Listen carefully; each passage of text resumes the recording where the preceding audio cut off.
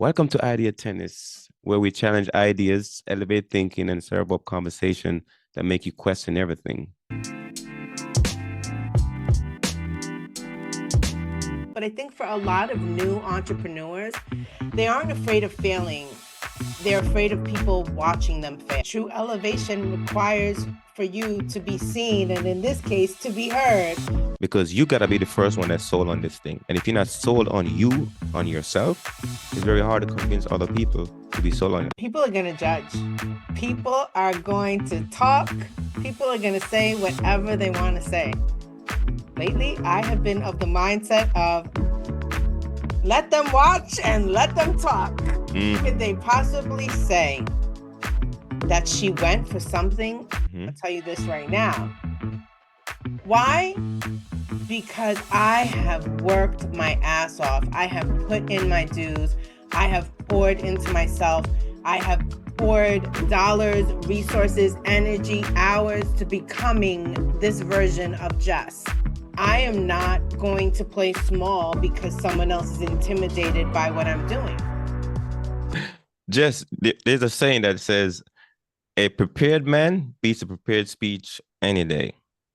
And I know you're very prepared today because you're always over-prepared for everything, but you don't have to do it for the conversation we're going to have today. And the conversation we're going to have today is around criticism, self-judgment, being on your own journey as far as being like judging yourself a lot. And the reason why we're having this conversation because we run into a lot of people that are very, they have a lot of self-judgment.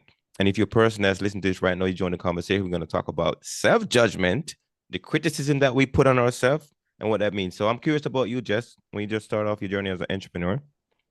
How was your self-judgment about you? I was scared. I was wondering what people were going to think about me all of a sudden becoming an entrepreneur. I went from being the HR lady to starting a random business that I had never told anybody about. And then throughout the years, it's evolved. Throughout the years, my business has scaled, it's grown, it's evolved, it's branched out into other things. I honestly don't know if even my family or friends fully grasp or understand what my business is about. But I think for a lot of new entrepreneurs, they aren't afraid of failing. They're afraid of people watching them fail and what people are going to think of them. Are they a failure? But you already know what we think about that part of the conversation. But I think it holds us back. That fear of criticism, it holds us back from a lot of different things, not just starting a business or talking to people about a business, but even the simplest harmless things like a social media post. Should I post this? What should I say? How many times do we take a simple social media post that should be like less than a minute to create and post? 30 minutes later, we're trying to figure out, like, should we press post? Why is that? Why are we so concerned and consumed with the concerns of other people? That's a question that we both get answered today. And if you're listening today, you get to answer that same question for yourself. And I'm gonna take it back when I first started talking on podcasts or I started sharing videos. Matter of fact, before that, I remember when I first started being on Facebook a lot, I used to share a lot of positive quotes. And I remember at first, I used to like, should I share this one or not? Like I used to say, I don't know what people are gonna think about it. Are they gonna like it?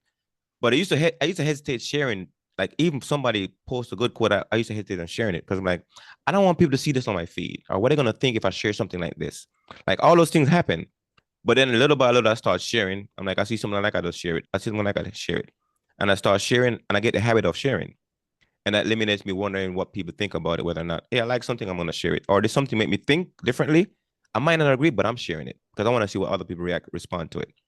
And little by little, that helped me get into space of sharing. So when I start speaking now, like putting out videos of my own, first, I didn't like my voice, even though I like my voice, but I didn't like hearing my own voice. And it took me a while to get used to that. And little by little, we start getting used to what we like about ourselves or the thing that we don't like about ourselves because we're criticizing what we think about ourselves a lot because we want to know what people think about it. But it takes putting yourself out there long enough for you to fall in love with your own self. Because even though people say that I love myself, they really don't. There's a lot of areas in their life they really don't love. And you can't love what you hide. And a lot of people are hiding a lot of things about themselves, just like you hide your business because you're probably not really sold on it yet. And you hide it from other people because you think people are going to judge you about it. But I'm like, I'm in the game of sharing right now. I swear to God. I'm We sharing know everything. CNN these days. I'm CNN, Jess. I'm sharing everything. Yes. Yeah. So what will your answer be for that question? I think a lot of people think the idea of playing small avoids judgment, right? I will say the people that are going to judge no matter what it is that you're doing, whether you're dreaming big and doing something different or whether you're playing small, because then the judgment changes. The judgment isn't anymore about who does she think she is doing XYZ. She's never done that before. Now becomes, oh, look at her staying in the same place, doing the same thing, not growing, not changing. There's going to be judgment from everyone. I say my only judge is God, and God forbid I get arrested for any crimes. I guess the jury would decide my innocence or not. But at the end of the day, we need to really realize that what other people think of us is based on the perception that we give to them. You have repeatedly said that I am the pitch queen. Part of it is because I believe that if I can take the message and share it with people with confidence, with certainty, with energy, with enthusiasm, even if what I am saying is wrong, you're going to have the believers and the non-believers. You're going to have the people that agree with what I'm saying is wrong. And then you're going to have the people that know that what I'm saying is wrong. And they're like, she's crazy. I don't know what she's trying to sell me. The sky is not green and the grass is not blue. But if I'm saying it with confidence and I'm selling it to you that way, it'll make you think twice. It'll make you think twice. I'm gonna attempt to do something I've been trying for a lifetime. I'm gonna attempt to speak slow like Jess do. I'm gonna slow down my speech to this. If you listen to this, I'm actually gonna try to speak slow today. Because one of the respond the feedback people tell me a lot is actually speak very fast. You need to slow down. That's me criticizing myself right there, by the way. But you know what I do? I still talk. Because even though I know I've mastered the skill of speaking slow, because I'm from Jamaica. There's in Jamaica you got two kind of speakers: slow speakers and fast speakers. You got some Jamaican that speak very slow. If you meet them, you're like, these guys are very slow, smooth speakers. And they have the very fast speakers. And in my family, we got both. Like there's a people on my dad's side of the family, they speak very fast. And like my older sister, she speak very fast too. But there's a way that you can still go out there and share your message, share what you love, regardless of how people might judge you or how you might judge yourself. And another thing that I was thinking when you was talking just now is the first people we lie to is ourselves, right? And the first people we let down is ourselves. So oftentimes it's hard for us to believe certain things because we've lied to ourselves so many times. It's very hard for us to believe our own self, right? Because I know I'm a liar when I don't commit or live up to my word. Internally, I know that to myself. So guess what? I'm gonna doubt me even more because I know I can't even trust my own self because I've been lying to myself for so long. So a lot of that stuff comes from the internal narrative we are creating for ourselves. But then when you think about other people looking at you and listening to you, might think they might know about the lies you tell yourself already. And that criticism shows out too. What are your thoughts?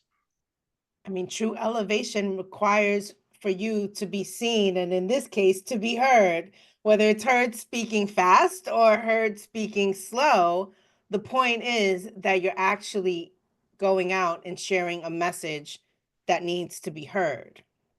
However, it is that you're delivering it is imperfectly perfect.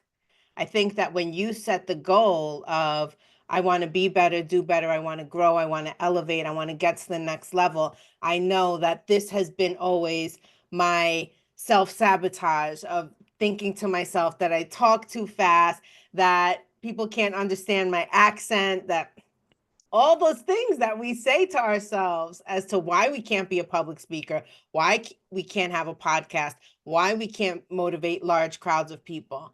And then we realize that part of that growth requires to do more of it, to be able to do the things that scare you. And if somebody's going to judge you at the end of the day, honestly, what does that judgment say more about that person than it does you? I've been told that I give feedback well to people in a coaching environment. And I think that the way you word feedback matters.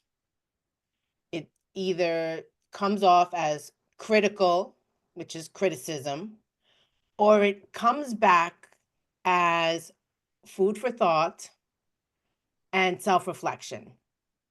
When I'm giving somebody a tip on how to do something better because of my experience and my expertise and my know-how, I'm not starting off by saying what you did was wrong. I'm going to likely start off by saying, have you ever thought about this? Have you ever considered, if you swapped out this word for that word, how the message could sound? I'm not telling the person what they did was wrong. I'm giving them feedback with possible options, possible solutions, possible ways to create a more meaningful or impactful statement, conversation, pitch, whatever it is that we're talking about. And I think that the people that are open to receiving that receive it the way it's intended. But the people that have that negative self-talk to themselves, no matter how you position the feedback, they're going to see it as criticism. They're not going to see it from the lens of the feedback that Jess is giving me is for me to grow. She's not telling me I have to say that. She's asking me, have I ever considered, have I thought about it? Or what if I did it this way? And so I think that when we reframe our mindset of what criticism, isn't it the foundation of being better and doing better? We're speaking to the entrepreneurs of the world because whether you understand it or not, it's a whole different identity and different mindset, the whole different like ball game. Like I've been studying for the last 4 years. The last 20 something years, I did military life. I was in the army. I was a soldier. I just do certain things. I don't worry about that identity. But now I'm switching identity, and I realize it's a completely different thing, Jess. And it's a whole lot of different kind of judgment of self when you take on this role. And when people understand that it's a new role, a new identity, and therefore the judgment and the criticism, they are going to show up. But then you got to figure out, is this thing something you believe in? And is this something that you really want to like experience? And are you going to worry about what other people think about it? Because you got to be the first one that's sold on this thing. And if you're not sold on you, on yourself, it's very hard to convince other people to be sold on it. I hear that message a lot, but you got to think about it deeply. Like, I take it back to Jamaica, right? Because the entrepreneur stuff been in my family for a while. It's been in my family for a while. My dad was a farmer. My mom, my mom was an igler. We call him that igler in Jamaica. It's like the farmer and the igler, right? The farmer plant the food and the igler sell it at the marketplace, right? If you understand what that means. So then my dad planted from bananas to marijuana, right? He was planting everything. And then my mom was selling it. But I learned something about entrepreneur stuff when I was growing up. I didn't recognize till later on in life. We talk about a lot of leverage in entrepreneur stuff. My dad used to do this thing where when the springtime comes in his buddies, right, they used to work each other's farm. They call it day for a day. I might have shared the story with you before. They call it day for a day. That means on Monday, all of the farmers would come to my dad's farm. They would work, help him clear out the soil, like create farm beds, stuff. So then he goes to their farm on Tuesday, then he goes to the next person farm on Wednesday, so forth and so on. So they collaborate together and work on getting stuff done so they can get it done in time, so they can plan in time. And I understand the power of leverage. But then coming back to the United States, I see the same thing. Yeah, how do you leverage other people in this entrepreneur journey? And then to tie that back into the criticism, right? A lot of people will criticize you for the things you execute, but when you achieve it, they celebrate with you. But you criticize yourself as well. So leverage is another way to help you tie the criticism piece together because now you can leverage other people's confidence in your own success. Because oftentimes you might not be there for yourself. So my dad used to leverage other farmers to help him plan. Now guess what? I'm leveraging other people that are successful in this thing to help me grow in my own success. What are your thoughts on that? That was like the farmer co-op. Where everyone worked together. Yeah, yeah. A That's day what for a that day. was. A day for a day. Yeah. So then how do you leverage other people's confidence in this area to multiply your own success? Because that's oftentimes what we need when we start self-criticizing ourselves a certain way. I think that we need to also ask ourselves within ourselves, who do we think is judging us? Mm. Is it actually other people or is it ourselves? Are we taking the self-doubt and turning that into other people's not real criticisms of us? I think that when we talk about leverage, when we talk about how do you believe in something or someone before they actually see a result, because that's really what it comes down to. Because once somebody has a positive result, it don't matter what Believe. other people say. It doesn't matter what. Listen, anybody can say anything that they want, but I just won. It doesn't matter what you think. I know that I just won. So, how do you take that belief and become that version of you where other people's criticisms, judgments, ideas, opinions don't really impact or reflect your decision making? You said leverage. Leverage requires people, requires community, surrounding yourself with people that will help you see your potential even before you've arrived. We host a Tuesday night community meeting. What I love about it, it's such an incredible, diverse group of people, ethnicity, age, professional background. We have lawyers, we have authors, right? We have people in healthcare.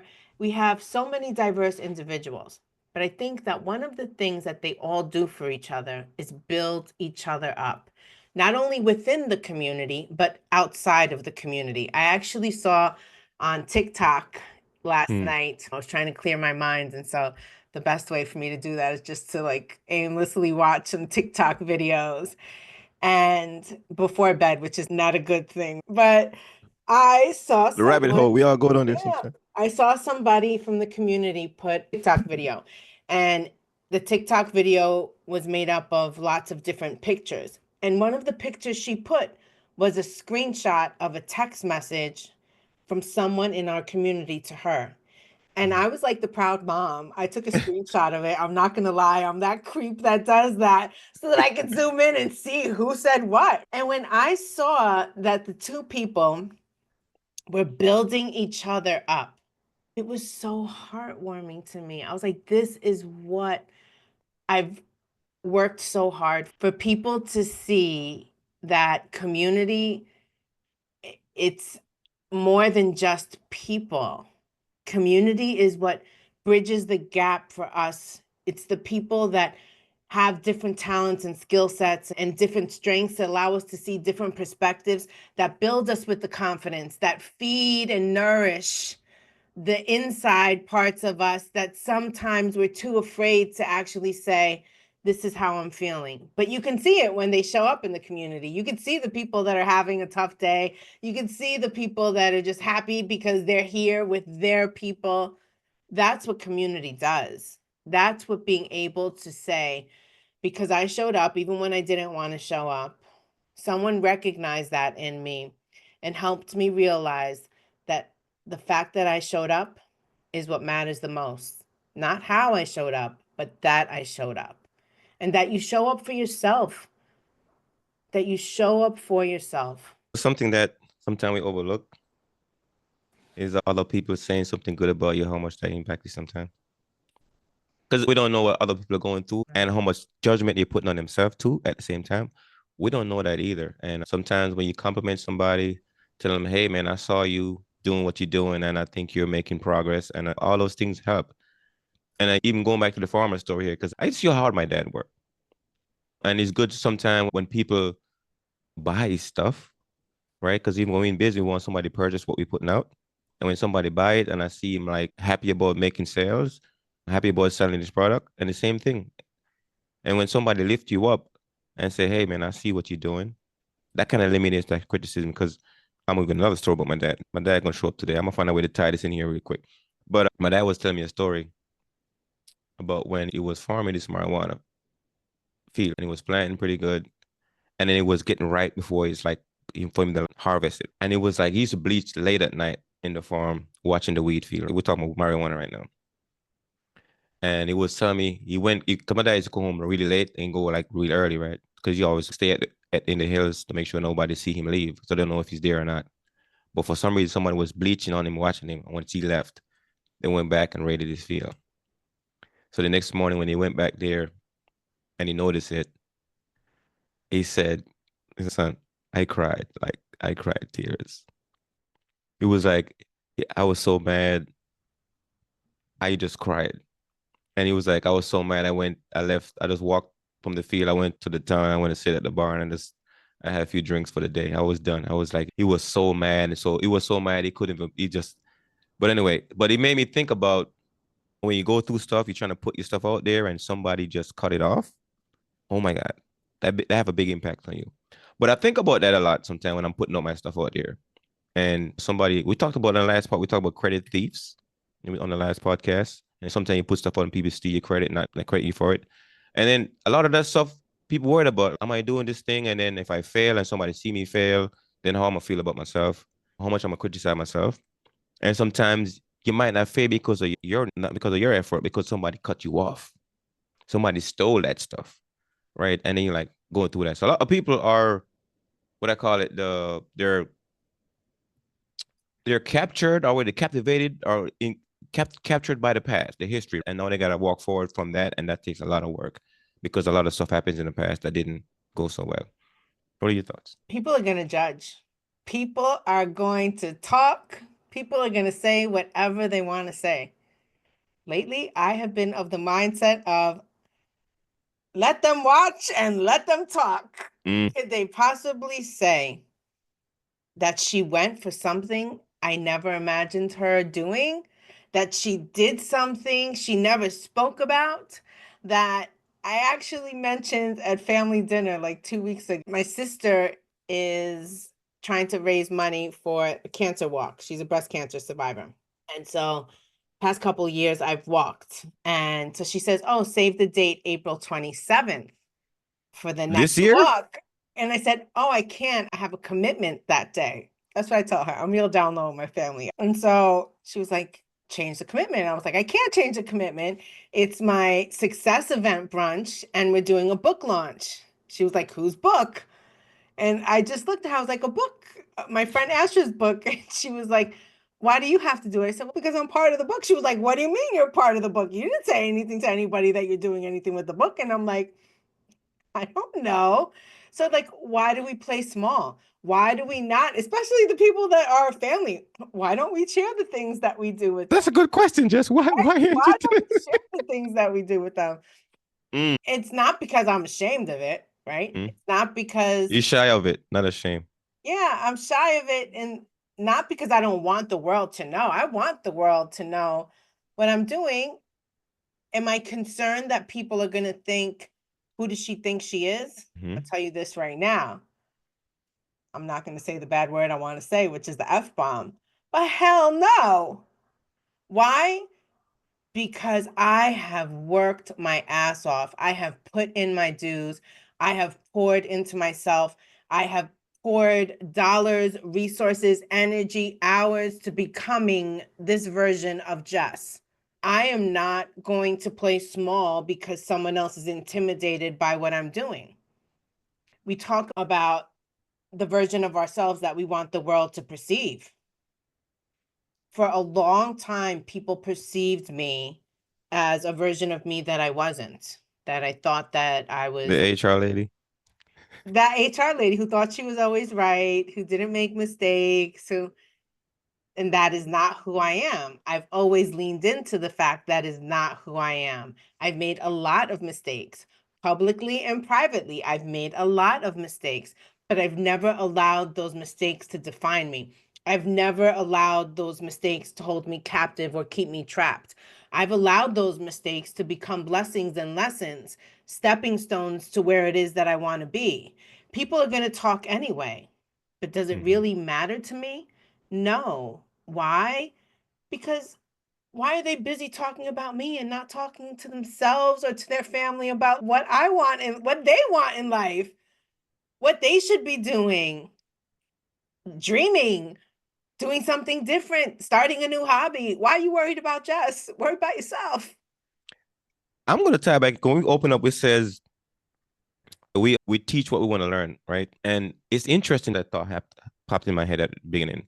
But we often teach what we want to learn more of. And the reason why that because I get something from it when I learn about it and I teach it. I get more from it. So that means that I am not an expert at everything because whatever I'm talking about, because I want to learn about it. And whatever I'm coaching about, because I want to get better at it.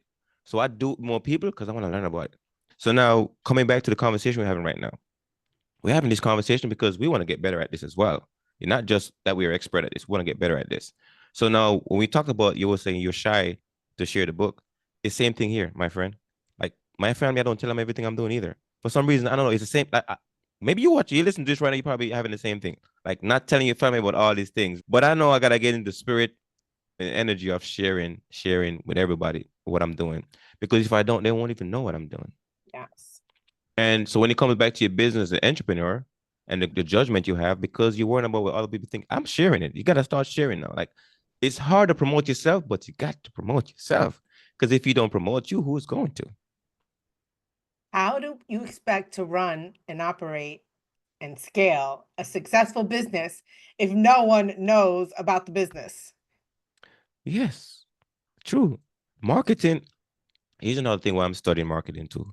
Because when I was studying entrepreneurship, I realized there's one area that everybody needs to master and learn. It's marketing, branding, and sales. I didn't get that part. I run organization, I run teams. I know that stuff, but I didn't know marketing and sales and branding. And once I started doing that, I realized why people don't share stuff because they don't understand an area of the entrepreneur life. I They also don't. think people don't share stuff because we're not taught to share and discuss things like failure, things we're not good at, things that we tried and they didn't end up the way we intended them to. It's almost as if they're the secrets you sweep under the rug. You don't talk Mhm. about those things. You don't talk about those things when companies around. But shouldn't we be programming our young people? AJ, what was the best part of your day? What was the worst part of your day? What did you love about today? And if you could change anything about today, what would that be? Mm. Why? Because we need to be able to have these conversations that life isn't always every day the best. There's hard parts of life. Yes, there's success, there's good things, but there's challenges, there's obstacles, there's people that prevent us from being able to do what we need to do for lots of different reasons, right? The bus driver is late that takes you to work, and so the bus is late, and then now you're late. There's lots of things that impact our daily living. And so I think being able to navigate that and have the realization that it's okay to have those conversations, to be able to say, I tried this, it was an epic fail. I have no idea how I thought that would work, but I need to figure this out. And having conversations with people that can help you figure it out.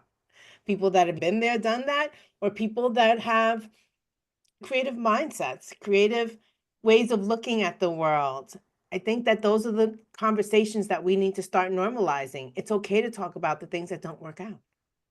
But with the asterisk, I'm going to say to focus on the solution, not to just bitch that this didn't work out.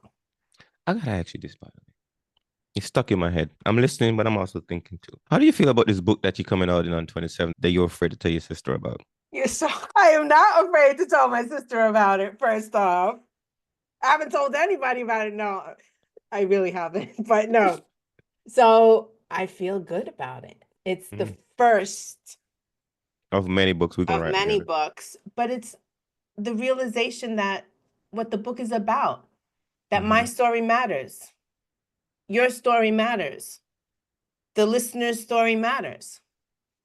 And being able to help people realize that you can learn from the things I've experienced and overcome. You can learn from the things you've experienced, Asher, and overcome. We can learn from the audience experience and what they've learned and overcome. But it requires the first step. It requires you actually saying yes to the book project when somebody asks. It Mm. says, or even maybe the first step for the audience is to say, I have a book in my heart and in my head. I just don't know how to write it. I don't know where to start. So it's funny. So I'm talking to my sister about this book. My Mhm. sister has wanted since she was, I don't know how old, saying she wants to write a book. Now she is Of the three sisters, me being the oldest, she's the middle. And she is the most, I guess you would call it, formally educated of the three sisters. She's a school teacher. She's a breast cancer survivor, and she's had obstacles in her life, other obstacles. AJ was born with congenital heart disease, and they weren't sure if he was going to live. And so that in and of itself is a traumatic life experience. And so she wants to be able to share her story of triumph with other people to inspire them and to motivate them. And so she then starts when I tell her about the book or whatever, that it's April 27th. And then she starts to say, is this a self-published book? And then she starts to ask me some other questions. I was like, girl, I got you. When you're ready to sit down and write the book, you're going to hit up Asher. He's got a whole system to help you write a book. I don't know if I would have had that conversation with her had she not asked me about the book that we're writing, The Memoirs to Millions. I am a promoter. I call that out about myself. I'm a promoter. I will promote other people's things without a doubt 100 times faster than even I promote my own things. I don't really know why that is. Not because I'm ashamed of I whatever. think everyone is that way. They will promote other people's things more than promote Right? their own things. Yeah, Yeah. it's true. I don't think there's anything wrong with that either, but you can't hide in the corner and not tell people what you got coming. So, with that being said, it's like, all right, I have my coaching program. Asher has his book program. We're collaborating with other people. We're on other projects, and it's an exciting time. But the fact that we don't know if any of those projects are going to result in what we have imagined for them and for us, it doesn't stop us from doing it. It doesn't matter Ooh. what other people think about it or us. That was the icing right there. It doesn't stop you from doing it.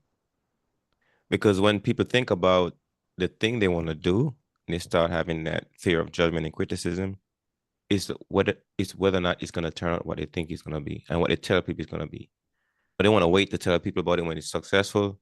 But then without telling people about it, then you won't know who's gonna come be part of it.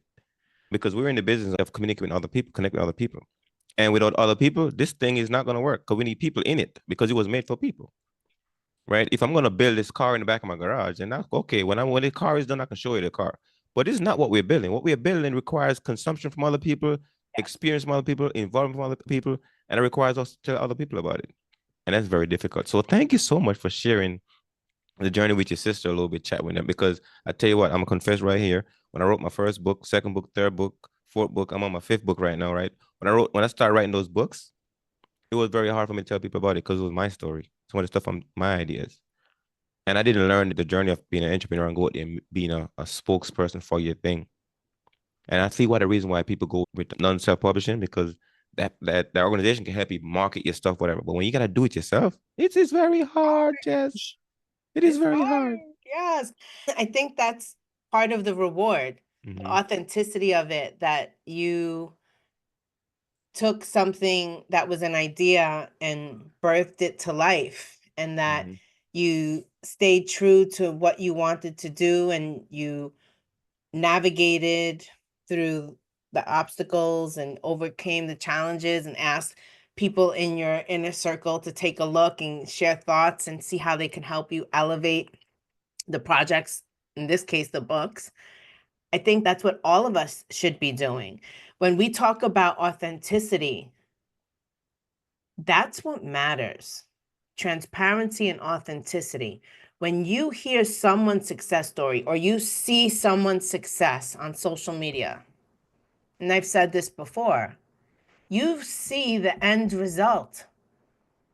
You're not seeing the process, the path that they took to arrive there. You didn't see how many failures they had, how many rejections, how many no's. You didn't see that process. You're just seeing where they are today. And all along that road, there were judgments, there were criticisms, there was some self-sabotage up in there. But they decided to stick with it. To stick with it, because if they didn't stick with it, how could they ever arrive to where they are today? If you could quit at one thing, you can quit at anything. How you did one thing is how you do everything. That is so true. Yep. Yes. I was thinking about when I first started network marketing and trying to understand that whole industry itself. And then you have different companies that have their own products. And then you're like, okay, I'll be affiliate. And I was trying to market, help you sell a thing. And it was very difficult to do because I wasn't part of creating that product itself.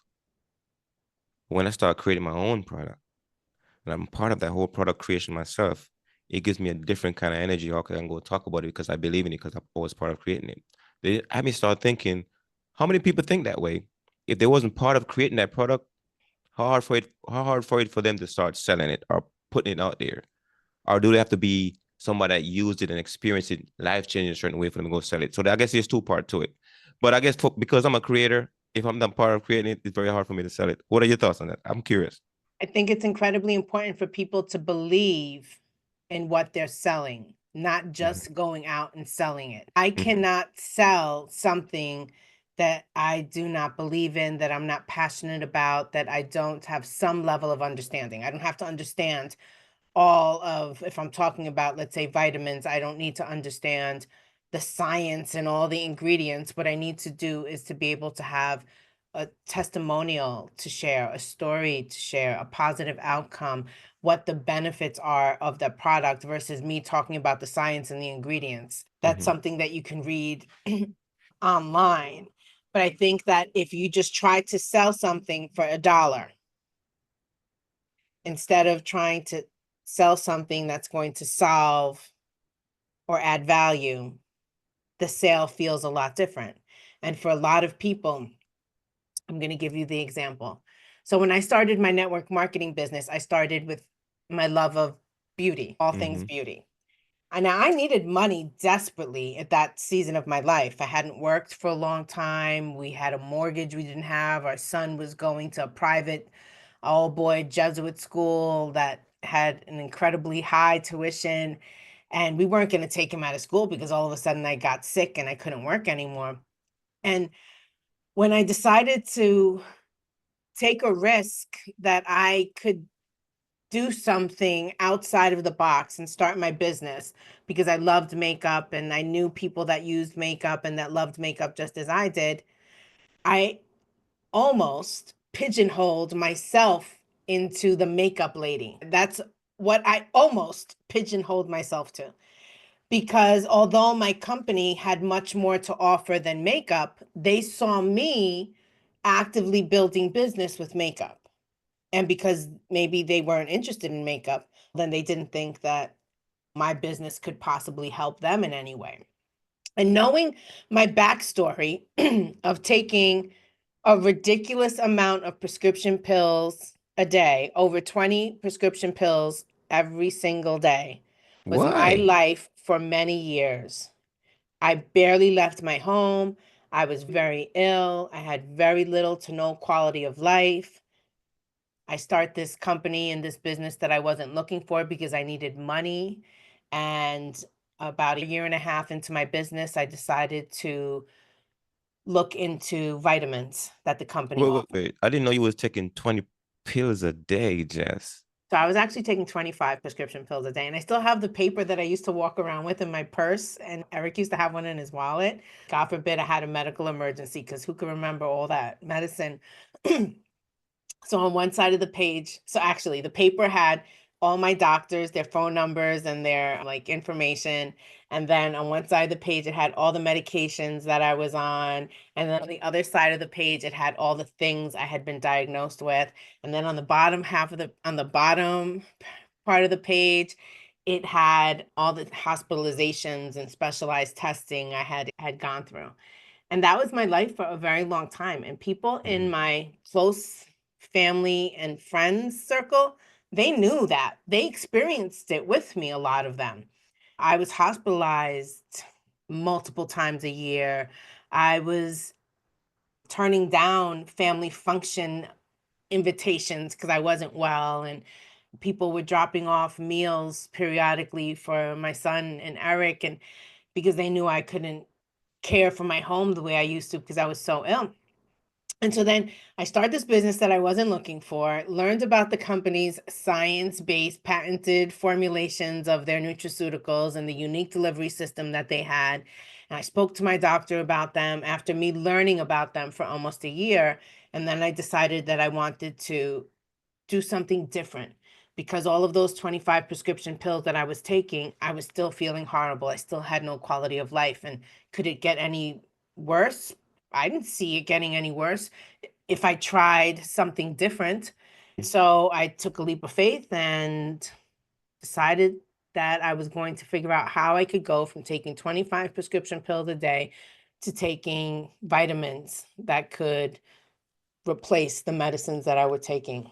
And sure enough, about a year and a half later, so now I'm 3 years into my business, I'm, knock on wood, back then, still am now, no prescription medicines. Last time I was hospitalized was, I think, 2015 or 2016. My quality of life has changed in ways that I don't think I even prayed enough for. And then I start to talk to family and friends about vitamins, and they see me as the makeup lady and think I'm crazy. And in my head, I'm thinking to myself, I just went from 25 prescription pills a day and no quality of life, and you seeing me in this condition, to now no more prescription medicines, looking and feeling better than I ever have before. And you don't want to have a conversation with me to see if what I have to offer could help you with what you're dealing with. Yeah, it's I'm surprised you did the makeup even though you was having that kind of health issues. Because sometimes people they pain, whatever that pain is, and whatever helped them from like we talk about the white piece. What hurts you, what helps you, right? What hurts you was these medical thing, but then what helped you was these things out of it. But then you decide, oh, I'm gonna start with makeup though. And what made you choose makeup versus The, focus really deep on that medical issue that you was having? the money. That's the God's honest truth. The money. There was more quick cash, Mm, significant cash with me working with the makeup than there was with me selling vitamins. mm, If I could make in one sale retail profit $50 cash or more in one sale versus $10 selling a vitamin, we needed that $50 more than we needed that $10. Yes, the mm. $10 is good, absolutely. But we needed the 50. We needed it now. We needed it yesterday. And so that was the thing that, and I also realized that I wasn't necessarily limited to doing business with makeup, although that's where I started with, because I needed that money. I needed that money. And I'm sure many people that are listening to us can feel or remember a time in their life where they felt they needed something desperately. And this filled in that gap for me. We're gonna tie back to fear of judgment and self-criticism because that's the theme of the conversation right now. So then, knowing your experience of the health issue and starting your business, and family didn't understand your journey, but then I don't know what the friends thinks of it. But then you gotta go out there and talk to strangers. I mean, how confident were you in telling that message, or at least going out there and sharing? Listen, when my family and friends didn't want to hear what I had to say, even though they knew where I started and where I was at, I said the hell with them. I'm going to go out and talk to whoever will listen because those are the people that I'm meant to impact. Those are the people that I am meant to help. I'm here to serve the people that are looking for I'm looking, okay, from a perspective of network marketing, you are looking for buyers, not sellers. Mm, You are looking for people that want to buy what you have, not that you have to sell what you have. There are buyers for everyone in every industry and every business. We are in a transactional world that we live in. It's identifying who are my people, where are the rooms that they are in, and how can I get into those rooms to talk to my people. But we're so focused in, I think, sometimes on what we feel are the easy people, the people we know. oh, the runway is to get out the runway. Sometimes you need family to get out the runway, and but sometimes the best people to get you out the runway is strangers. But it's very hard to believe that because we're criticizing the Yep. self-criticism. and their lack of confidence. I'm cool talking to my family about this, but to a stranger, I don't know. But I have a question then for you, Asher.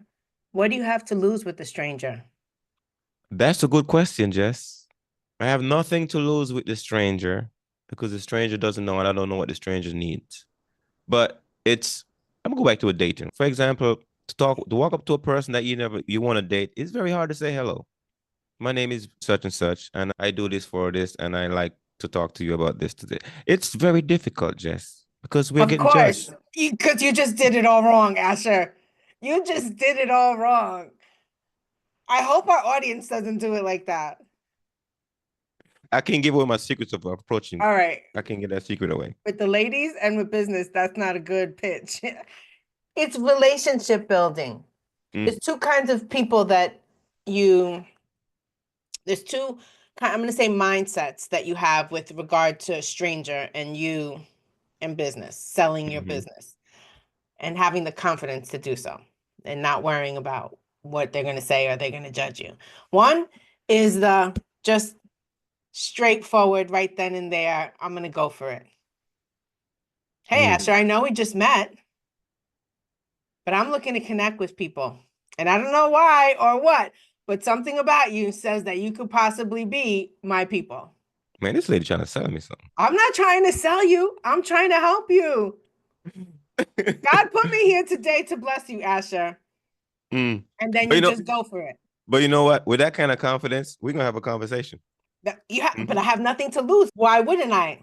And then there's the other people that are strangers that you meet maybe someplace in a networking, like in New York, they have a lot of after work networking things at bars and restaurants. And maybe you meet people there.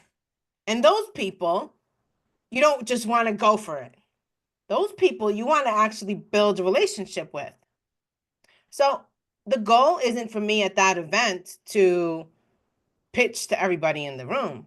No, the goal for me at that event is to connect with as many people in the room as I possibly can while I'm there and say, Asher, I'd love to connect with you outside of this networking event. Maybe we could meet up for a cup of coffee, a glass of wine, or jump on a quick Zoom. I can learn about what you do. I could share about what I do. And then we could see how we could offer each other value and serve as a referral. How does that sound, Asher? Actually, that sounds pretty good. I'm looking forward to meeting new people because I got some stuff of my own, right? Yeah. Isn't that why we're all here at this networking event? To meet people? And I think that we need to get out of our heads and not think that we need to vomit on everyone that comes in front of us. And also, it's not about the one way. Oh, I would love to tell you about my business. I would love to tell you what I want. I'd love to tell you what I sell. I love to. No, how can you offer value to each hmm other? I want to hear what you have. I want to hear what you're selling. I want to know about you. I want to know how long have you been in business? Is this the first business and only business that you have? That sounds like a better conversation. Right? Because then guess what? You're going to ask me those same questions about me. Yeah, when And did you then start your that, business? yes, that allows for the dialogue. How can I help you, Asher, with your business? If I close out this conversation and I ask you, how can I help you, Asher, with your business? What do we think is going to be the next question that Asher is going to ask me? Very same question. And now the conversation is very different. And so, yes, you're not focused in on the judgment, the criticism. What is this person going to have to say? No, why? Because you're both the same. You're Mm. both entrepreneurs looking for something. You're both, and maybe he's not an entrepreneur. Maybe he's a manager of a local bank and he's trying to get customers at the bank. He's still selling something. It's why he was hmm at that networking event. Position yourself to be in places, in rooms, in situations where you get to meet other people that are looking for the same thing that you are looking for, which is connection, relationships, meeting new people. Nobody's Mm. judging in that room. This could sound like a major problem for a lot of people because they have the self-confidence. They like that self-confidence low. And I like the other quote from Dan Sullivan. I'm gonna drop it right here too. Now, he often says the problem is not the problem, but you're thinking about the problem is a problem. And oftentimes the way we think about a problem makes it a problem for us. Just like when you think about selling or sharing your business, like how are you thinking about that makes it a problem for you? And oftentimes we gotta tap into people that have been doing it longer. Hey man, I don't know to go talk to somebody for the first time. But the way I'm thinking about it makes it a problem for me to talk to that person. But how are you thinking about it, Just make it easy for you to talk to that person? And you lay the tracks out. Oh, so my thinking about a problem makes it a problem. But I need to work on my thinking then. So how would you help people work on your thinking right now? How do you help people think about your thinking the way it's supposed to be? I'm gonna take a page from your book before we wrap up because I think Mm-hmm. we're about that time. I'm Mm-hmm. gonna share a Zig Ziglar quote, which is very similar to your Dan Sullivan quote. When you focus on the problems, you will have more problems. When you focus on the possibilities, you will have more opportunities. So get out of your head, get into your heart, forget what other people think. It doesn't really matter at the end of the day. And every no that you get, you are closer to a yes. And every rejection, think of Mm. it as a favor. It's saving you time, it's saving you energy, it's saving you effort, it's redirecting you to where you belong. So far, we know the folks enjoy listening to our conversation. And for the folks that are joining in, meeting us for the first time, hearing us for the first time, we love what we do here on Idea Tennis of getting chats going and getting ideas bouncing back and forth. And if you love that, then definitely subscribe, share, comment, let us know what's going on in your world. And today's episode was based on the theme we're doing this mini series right now. We're going to talk about fears, a lot of fears, because that's a lot that happening in the world. But we're going to base it on these 5 P's, by the way. That's coming out in the book that Jessica and I are working on. The 5 P's. We're talking about the 5 P's are principles, patterns, promise, prediction, and purpose. We think about that framework every time we come together to share with you, along with our core theme for the podcast. But Jess, what are your thoughts? Before we wrap up. Think that I'm going to challenge the audience the way I normally do. And the challenge is to share with us a challenge that you overcame when you realized that someone's judgment didn't matter in your outcome. That in spite of someone saying something, you decided to keep going for it. We'd love to hear what your thoughts are, and we'd love to see how we could add more value to you. Any conversations you want to hear us talk about, drop it in the comments. And think of my story when you think about overcoming someone's judgment. I was pigeonholed as the makeup lady, but the vitamins changed my life. I'm pigeonholing myself right now as a book guy because I love writing. Yeah, judge me in that area right there. But yeah, we love what you guys think. And just it's always been a pleasure chatting with you, learning from you and hearing your wisdom and some of your stories and journey. And I hope for us to work together that you can get all of your story out there, not all of it, but most of it out there for the folks to learn about you some more and see the things that you've overcame and how you actually maneuver yourself, even using the 5 P's, maneuver yourself through that process and have purpose in life right now. So with that, folks, how can they find you, Jess? What can get in touch with you? What's your main place to get in touch with you? What's the main place? Find me on Instagram at Success is Your Reward with Jess. And if you're ready to get to the next level and you want to hustle with heart with my 12-week program, you can find me on hustlewithheart.online. Register today. All right. Hustle with Heart that online and lifechangingwisdom.com for Asher. And you can find me on Facebook, Asher Wright. I respond on Facebook more often than every other platform, but I'm on the other ones too. With that, folks, make it an utterly fantastic day.